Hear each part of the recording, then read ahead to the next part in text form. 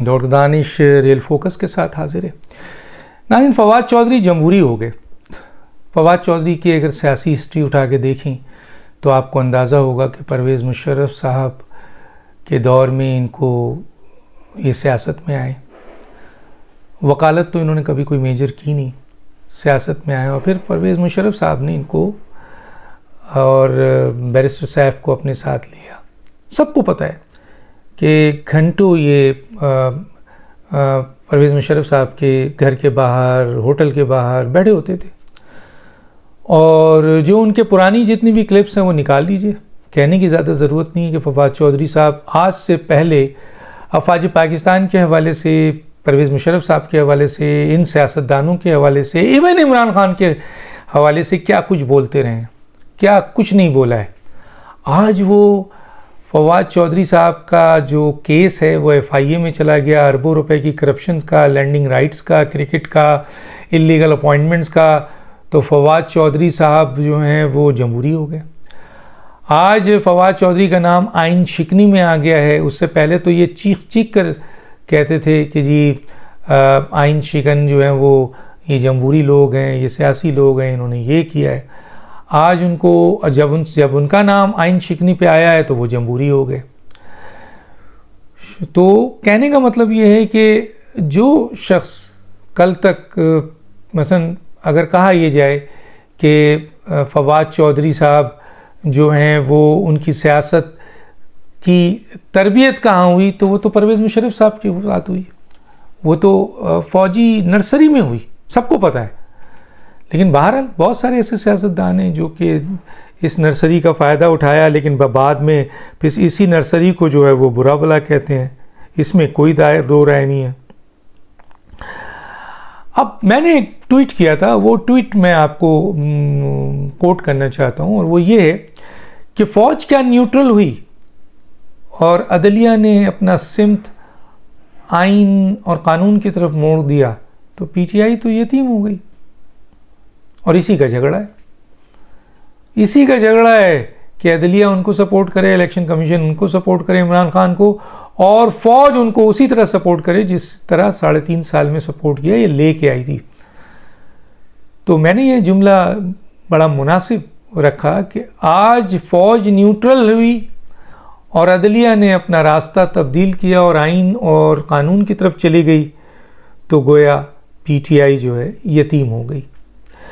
आज फवाद चौधरी को जमहूरियत याद आ गई, फौज का हलफ याद आ गया, अदालतों का मखसूस फैसला याद आ गया और आवाम का ताकत का सरचश्मा याद आ गया। अल्हम्दुलिल्लाह। हालांकि फवाद चौधरी कहीं से भी सियासी नहीं है, क्योंकि इमरान खान के पास कोई ऐसा शख्स नहीं है जो शेख रशीद और फवाद चौधरी की तरह या शहबाज गिल की तरह गालियाँ निकाले, बदतमीज़ियाँ करें और अपने जुमलों के बहुत गंदे अल्फाज इस्तेमाल करें और ऐसी चीज़ें करें जो बकवास से भी ज़्यादा ऊंची हो। तो वो PTI में तो नहीं है, बहुत सारे लोग नहीं हैं, इसलिए वो सामने नज़र नहीं आते। यही तीनों लोग नज़र आते हैं और इन तीनों की भी ज़िंदगी जो है वो आपके इमरान खान के साथ है, क्योंकि गेट नंबर 4 पे जो है वो भूख हड़ताल शुरू कर दी, आपको पता है, शेख रशीद साहब ने। और अब वो ये तासुर देने की कोशिश कर रहे हैं कि इमरान खान साहब आप इस्टेब्लिशमेंट से अपने ताल्लुकात बहाल करें। ये ऐसे कह रहे हैं जैसे ये बीच के कोई कम्युनिकेटर हैं। हालांकि DGI ISPR ने आके एक शट अप कॉल दी थी और कहा था कि जी ये इंतहाई झूठा इंसान है, झूठा। और हमसे भी ISPR के शख्सियत ने गई थी कि ये बड़ा झूठा इंसान है, झूठ बोलता है। तो भैया आप किस हैसियत में, आप तो गेट नंबर 4 से बहुत पहले निकाल दिए गए हैं, वो आपको एब्सोल्युटली नॉट कहते हैं, एंट्री नहीं देते हैं। आप ना, उनका एक सिपाही आपको जो है वो फ़ोन नहीं उठाता है और आप इमरान खान और इस्टेब्लिशमेंट के ताल्लुकात बहाल करने निकले हैं। पहले अपने तो कर लें, लगे हुए हैं, भूख हड़ताल कर रहे हैं, लोगों से रिक्वेस्ट कर रहे हैं, माफ़िया मांग रहे हैं, सब कुछ कर रहे हैं आप हैं, लेकिन वहाँ से जवाब आ रहा है absolutely not, you are lawyer, you are great lawyer, आप बहुत झूठे हैं। दूसरी तरफ इमरान खान साहब भी अब देखें कल तक उनका क्या रवैया था। एक दिन में जब कोई समझाता है तो फिर उसका आता है हम तो फ़ौज से नहीं लड़ना चाहते, लोग हमें फ़ौज से लड़ा रहे हैं। तो ज़रा फ़ौज के सिपहसालार के मुतालिक जो स्टेटमेंट है वो देख लें, इदारों के मुतालिक, इदारों के हसास इदारों और उनके नाम लेके उनके कमांडर और उनका देख लें। आप तो नहीं लड़ रहे हैं, ये तो पीपल्स पार्टी और PMLN वाले आपको लड़वा रहे हैं, ये दूसरे लोग आपको लड़वा रहे हैं, आप तो नहीं लड़ रहे। आप तो अगर आपके वो तमाम अल्फाज जो आपके माइंडसेट का हिस्सा है इलेक्शन से पहले सुना दिया जाए जब अपोजिशन लीडर हैं, तब भी आप कहते हैं कि आप तो फ़ौज से नहीं लड़ रहे हैं, जबकि वो अल्फाज आज तक पाकिस्तान की तारीख़ में कोई नहीं अदा कर सका, चाहे वो अल्ताफ़ हुसैन हो, चाहे वो कोई और शख्स हो, कोई मैंगल हो, कोई आपका जो गिरफ़्तार लोग हैं बहुत सारे, उनमें से ऐसे लोग हों जिनको कहा जाता है कि ये फ़ौज के और इस्टेब्लिशमेंट के ख़िलाफ़ बोलते हैं। ऐसे अल्फाज तो आज तक किसी ने नहीं इस्तेमाल किए जो इमरान खान ने इस्तेमाल किया है। और आज इमरान खान ये कहते हैं कि जी हमारी फ़ौज से ये लोग लड़ाई कर रहे हैं। हमारी तो फ़ौज से कोई लड़ाई नहीं है। पूरे ट्रोलर को आपने ये काम दिया हुआ है, ऑडियो लीक हो गई आपकी खातून पाकिस्तान की फ़ौज के ख़िलाफ़ साजिश करने के लिए, मुल्क के ख़िलाफ़ साजिश करने के लिए, दूसरों को गद्दार कहने के लिए। इमरान खान साहब अरसलान खालिद और उन तमाम लोगों को प्रिजाइड करते थे इस सेल को जो बनाया है। 24,000 ट्रोलर मौजूद हैं, वो पकड़े भी गए हैं, उन्होंने इकरार भी कर लिया और वो उन्होंने फ़ौज के ख़िलाफ़ उसको तकसीम करने के लिए बड़ी साजिश की है। इमरान खान कहते हैं कि लोग मुझे लड़वा रहे हैं फ़ौज से, मैं तो नहीं, फ़ौज हमारी है। मार चलें, बड़ी अच्छी बात की, अगर इस लाइन पे भी आ गए तो बहुत अच्छा है, देर आए दुरुस्त आए, लेकिन आपका कोई भरोसा नहीं, क्योंकि अगली तकरीर फिर हमने सुननी है और फिर आपने पाकिस्तान के अजीम तरीन फ़ौज के साथ जो सलूक करना है वो देखना है। बहरहाल ना फ़ौज को इन चीज़ों पर फ़र्क पड़ता है, ना पाकिस्तान को पड़ता है, आपकी अपनी ज़ात, अपनी हुकूमत, सियासत को बड़ा बुरा असर पड़ रहा है। अच्छा, अब एक और ट्वीट मैंने की थी, वो ये की थी कि लॉन्ग मार्च में आवाम को मरने की तरगीब देने वाले कौन थे? इमरान खान।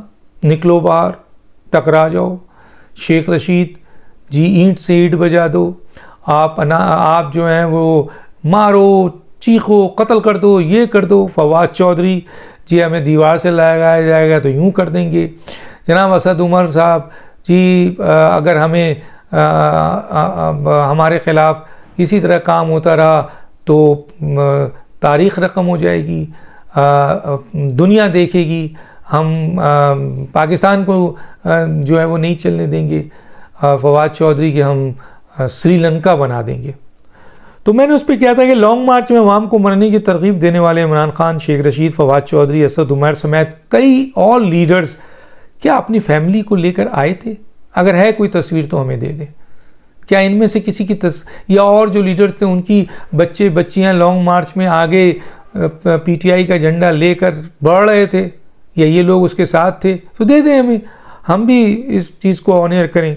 तो जब लॉन्ग मार्च में आप लेके नहीं आए तो फिर PTI के नज़रियाती कारकुन ये कहते हैं, हमसे भी कहते हैं कि जब भी आपकी बात हो खान साहब से या इन लीडरों से, उनसे कहिए कि ज़रूर हम टैंक के नीचे लेट जाएंगे, ज़रूर हम पाकिस्तान को श्रीलंका बना देंगे, लेकिन उससे पहले ये जो इमरान खान है, उनकी फैमिली, फवाद चौधरी की फैमिली, शेख रशीद की फैमिली अगर है, या फिर असद उमर और दूसरे लीडर्स की फैमिली अपने बच्चे बच्चियों को लेकर आके टैंक के नीचे लेटे तो हम कारकुन भी आपका साथ देंगे। और सही बात उन्होंने की है। तो उस सूरत हाल में अब जो सूरत हाल बनती है वो ये है कि मैंने बताया फवाद चौधरी कैसे जमहूरी हो गए और क्यों जमहूरी हो गए और क्या मकसद है उनकी, किस लिए जमहूरी हो रहे हैं और क्यों ये धमकियां दे रहे हैं। और मैंने शेख रशीद का भी बता दिया आपको, वो इस वक्त टक्करें मार रहे हैं गेट नंबर 4 से, लेकिन इनको कोई लेने को तैयार नहीं है। इमरान खान साहब खुद अब माफ़ी तलाफ़ी पे आ गए हैं, क्योंकि उनको पता है हर रास्ता इनके लिए बंद हो गया है। चीखना चिल्लाना चिंगाड़ना तो उस वक्त तक चीखता चिल्लाता है जब तक एक अकेला आदमी भी, कमज़ोर सा आदमी भी चीखता चिल्लाता है जंगल में। लेकिन जंगल में शेर छोड़ें आप, एक छोटा सा जानवर भी निकल के आ जाता है तो फिर चीखना चिल्लाना बंद हो जाता है। अकेले तो हर आदमी अपने घर में शेर होता है या लोगों के सामने खड़े होकर चीख मारता है, लेकिन अकेले में क्या कर रहा होता है? अकेले में वो माफ़ी तलाफ़ी कर रहा होता है, वो चीज़ें सामने नहीं आ सकती। फिर बाहर निकलता है, फिर तड़ियाँ देता है, फिर पीछे जाता है। मैंने सुना था, पता नहीं इस बात में कितनी हकीकत है, कि फ़िरौन शायद उनमें से एक था, कई फ़िरौन थे, उनमें से एक था ये कि वो सुबह भर अल्लाह को नौजुबिल्ला बुरा भला कहता था, ख़ुद को खुदा कहता था, और रात को उल्टा लटक कर अल्लाह से माफ़ी मांगता था। आया इसमें कितनी सदाकत है। लेकिन यही हाल आज है।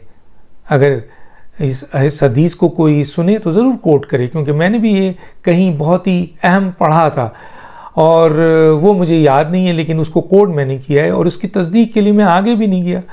तो इसलिए मैं कह रहा हूँ कि सामने तो शेर होता है आदमी, लेकिन पीछे जब वो जाता है तो फिर पाँव पकड़ता है, ठूठी पे हाथ लगाता है और पता नहीं क्या कुछ करता है। मैंने अपने प्रोग्राम में देखा, मेरे प्रोग्राम में एक साहब आए, लाइव प्रोग्राम में चीखे चिल्लाए, धमकियाँ दी, फला दियाँ, और ब्रेक में जो है ना मेरा हाथ पकड़ लिया, पाँव पकड़ लिया कि भाई मेहरबानी करके ना ये चीज़ें ना निकालो जो आप निकाल रहे हो, और इसको रहने दो, और ये तो फिर मेरे लिए भी मुसीबत हो जाएगी और मेरे लीडर्स मुझे जवाब नहीं दे पाऊँगा तो फंस जाऊँगा, तो प्लीज़ ना करेंगे। तो मैं नहीं निकालता था, फिर देखता था, फिर लाइव प्रोग्राम में वो चीखना शुरू हो जाते थे और ऐसे बोलते थे जैसे तबाही। तो बहरहाल मैं मुस्कुराता था, क्योंकि मैंने कमिटमेंट कर ली थी कि चले मैं ये चीज़ नहीं निकालता हूँ। तो खान साहब की माफ़ियाँ बहुत ज़ोर शोर से है, लेकिन खान साहब बहुत देर हो गई। अब आपने अपनी हुकूमत भी ख़त्म की, सियासत भी ख़त्म की, अब देखिए आगे क्या होता है। रुकदानिश को याद है। अल्लाह हाफ़िज़।